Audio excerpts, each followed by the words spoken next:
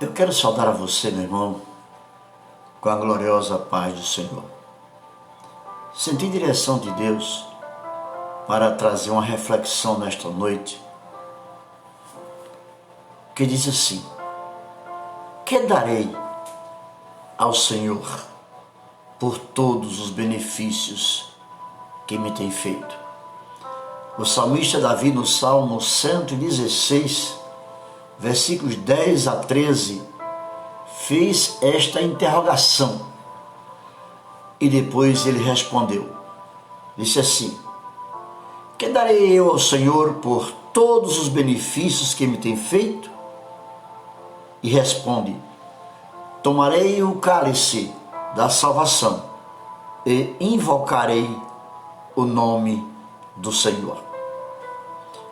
Tomar o cálice da salvação é participar do sangue e da carne de Jesus, é participar do sofrimento de Jesus, que derramou seu sangue na cruz do Calvário para a salvação de nossas almas por tantos pecados que nos tornavam separados de Deus.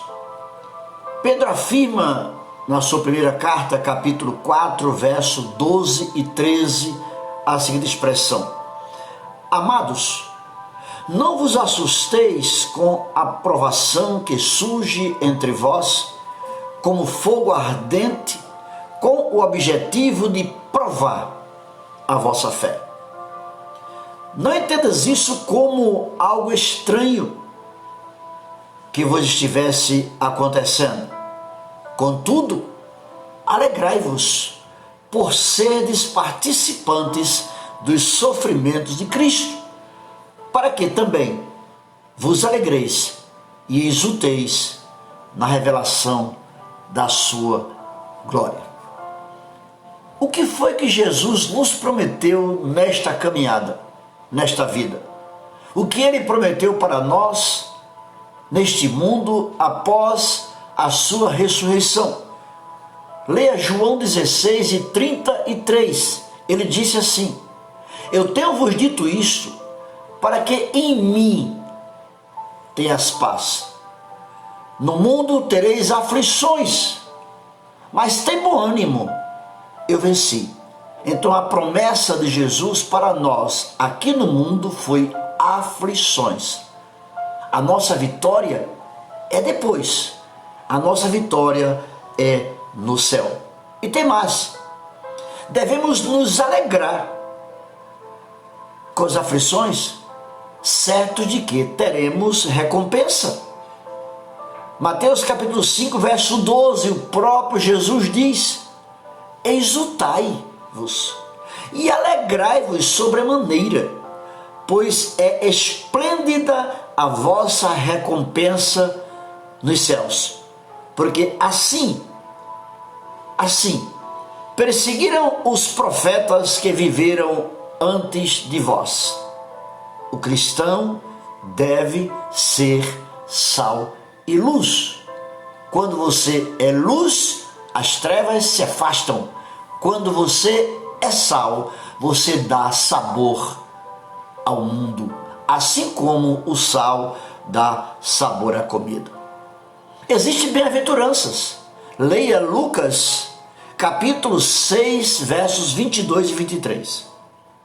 Bem-aventurados sois quando as pessoas vos odiarem, vos expulsarem do convívio delas, vos exultareis. Aleluia! Exultareis e excluírem vosso nome, julgando-o execrável por causa do Filho do Homem. Ou seja, seremos odiados, seríamos abandonados. Por causa de quê? Do Filho do Homem, por causa de Jesus, por causa do seu nome. O que é que Paulo afirma Paulo afirma o seguinte, que devemos nos gloriar nas tribulações. Parece uma coisa estranha, nos gloriar nas tribulações. Leia Romanos 5 e verso 3. Mas não somente isso, como também nos gloriarmos nas tribulações, porque aprendemos que a tribulação produz perseverança. Como vamos perseverar? Perseveramos após passarmos por tribulações, porque são as tribulações que produzem perseverança. Parece algo assim meio difícil. Queridos, para reinar com Cristo, precisamos perseverar. Você quer reinar com Cristo? Então persevere. Leia 2 Timóteo capítulo 2, verso 12. Diz assim, se perseverarmos com Ele, igualmente reinaremos. Porém, se o negarmos, ao prejuízo. Se o negarmos, Ele nos negará. O apóstolo João, em seu depoimento acerca desse assunto, ele escreve lá em Apocalipse, capítulo 1, e verso 9, dizendo assim, eu, João, irmão e vosso companheiro de sofrimento, não foi de alegria, no reino e na perseverança e na fé em Jesus, estava na ilha de Pátimos por causa da palavra de Deus e do testemunho de Jesus. Traduzindo, João foi exilado na ilha de Pátimos por causa do Evangelho e do testemunho de Jesus. Ao cálice, o que disse, o que lemos no início dessa reflexão? Tomarei o cálice da salvação e invocarei o seu nome. Fala em cálice, Jesus tomou o cálice.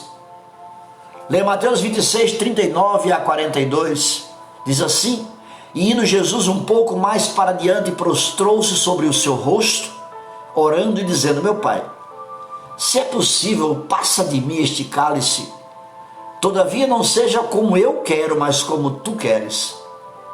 E indo segunda vez orou, dizendo, Pai meu, se este cálice não pode passar de mim, sem que eu beba, assim seja feita a tua vontade.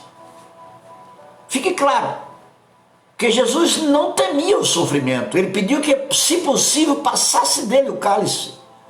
Entretanto, Jesus não temia os sofrimentos físicos e muito menos estava rejeitando a cruz.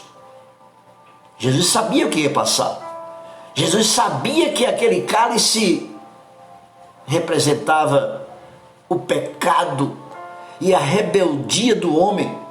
E Jesus sabia que era algo pesado e terrível que ele tomaria sobre si, porque estava tomando a ira de Deus sobre nós.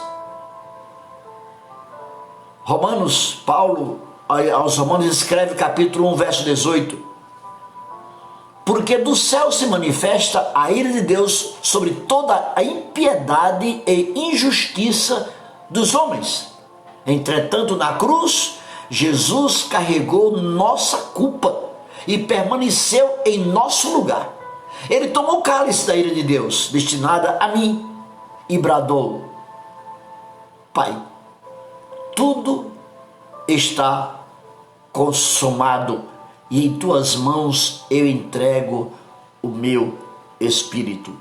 Veja no princípio que Deus impediu de Abraão sacrificar, imolar o seu filho Isaque.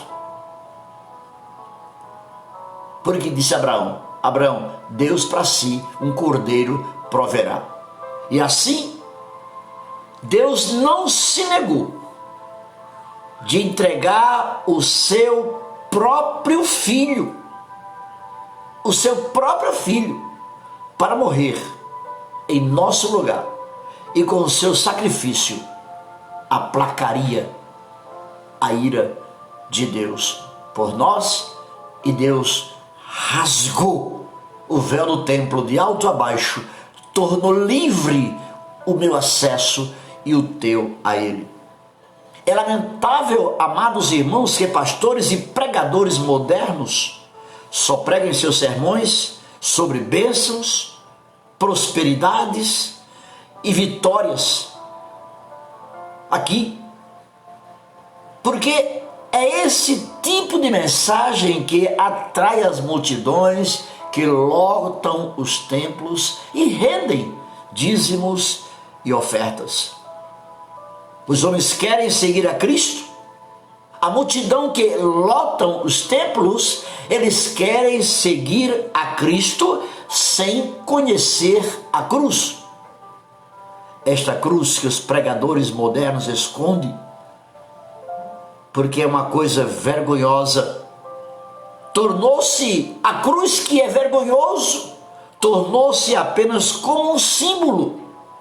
E é por isso que a cruz é ineficiente na vida deles. Pregam um evangelho anátema. Paulo escreve aos Gálatas capítulo 1, versos 8 e 9, e ele diz assim: mas ainda que nós mesmos ou um anjo do céu vos anuncie outro evangelho além dos que já tenho vos ensinado, seja anátema, maldito. Assim como já vos dissemos, verso 8, se um anjo do céu, nós ou um anjo do céu, vos pregar outro evangelho, seja anátema. Assim como já vos dissemos, agora de novo também vos digo, se alguém vos anunciar outro evangelho, além do que já recebeste, seja anátema. Assim, Paulo escreve Romanos 3, 1 a 5, afasta-te dos tais. Paulo escreve em 1 Coríntios 5 e verso 11, não senteis à mesa com eles, ou seja, não queiram relação com as pessoas que banalizam a cruz de Cristo e pregam outro evangelho para você. Queridos, a vida crucificada é o marco de alguém que anda com Cristo. Ele morreu por nós e nós morremos por ele. Paulo escreve Romanos ainda capítulo 6, versos 5 a 8. Sabendo isto, que o nosso homem velho foi com ele crucificado, para que o corpo de pecado seja desfeito, para que não sirvamos mais ao pecado. Ora, se já morremos com Cristo, cremos que também com ele viveremos. Capítulo 12, versos 1 e 2. Aí Paulo faz um apelo a mim e a você. Rogo-vos, pois, irmãos, pela compaixão de Deus, que apresenteis os vossos corpos em sacrifício vivo, santo e agradável a Deus, que é o vosso culto racional. E não sedes conformados com este mundo, mas sede transformados pela renovação do vosso entendimento, para que experimenteis qual seja a boa, a agradável e a perfeita vontade de Deus. Qual foi a expressão de Jesus para nós? Lucas 9 e 23. Se alguém,